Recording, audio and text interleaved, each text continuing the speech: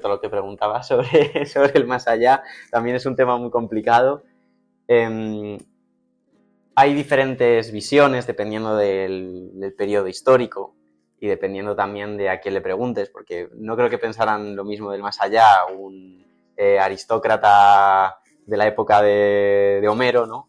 que Platón o que un iniciado en los misterios de Eleusis. Entonces, hay variaciones y sí que es verdad que hay una relación, sobre todo en época arcaica, del Hades con el océano, con el mar, de que al final tenías que atravesarlo para llegar a un lugar, ¿no?, en el que estaban todas las almas, en un espacio quizá un tanto anodino si leemos a Homero, pero bueno, esto va a ir cambiando con el tiempo y lo que entendemos como Hades dividido en un tártaro donde se producen los castigos y en unos campos elíseos se va a ir conformando en la mentalidad griega y luego posteriormente romana. Pero como digo, depende de la época y depende también de a quién le preguntes, porque la concepción que tenían del más allá varía. También es muy interesante, por ejemplo, si leemos la Eneida, cómo Virgilio propone ahí la idea de que las almas, una vez llegan al Hades,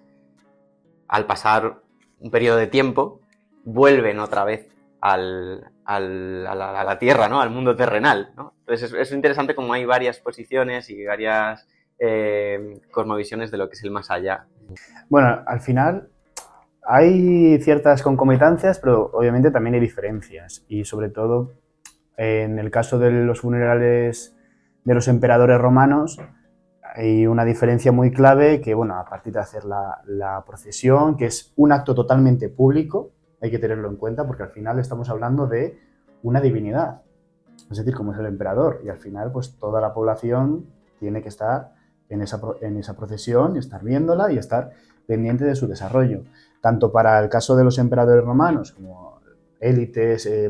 magistrados, clase senatorial, etcétera, etcétera. En ese cortejo fúnebre, pues tenemos plañideras, es decir, estas personas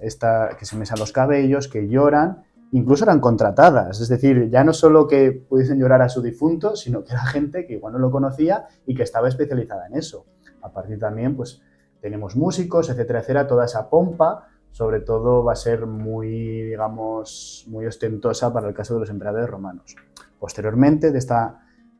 procesión tenemos lo que sería pues, la pira, donde va a ser cremado el cuerpo y en ese momento final al emperador lo que se hace es liberar un águila para hacer el fenómeno de la apoteosis, es decir, que ese emperador ha ascendido a los cielos, al Olimpo, al panteón de todos los dioses y con el resto de emperadores. Y es una concepción bastante llamativa que hay que tener en cuenta.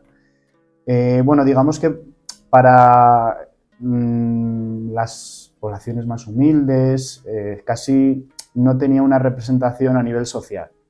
porque en muchas ocasiones se hacía de noche, gente íntima y obviamente pues como más familiar, digamos, algo totalmente lógico, y por eso esa diferencia. Al final la propia cultura romana es como siempre una manera de cara a la galería, una manera ostentosa de lo que era la propia Civitas y bueno, esa concepción totalmente cívica y social de la religión,